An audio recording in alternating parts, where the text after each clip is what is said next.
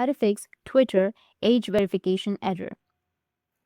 So if you want to fix your Twitter age verification error, then what you need to do is first, you need to open up your Twitter account or the X application.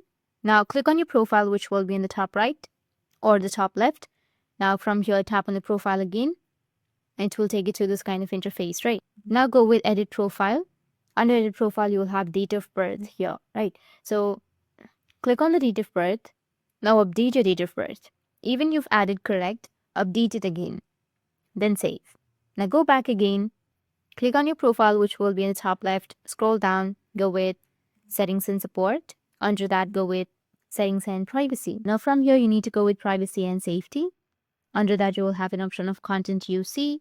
Tap on it and then go with search settings. Once you're on your search settings, you will have hide sensitive content, right? So just disable this option. Once you've disabled this option or hide the sensitive content, you can go back and select the option of sensitive media. Here also, you'll have two options. You need to go and select show all. Under graphic violence, adult content, and other, you need to make sure that you've selected show all.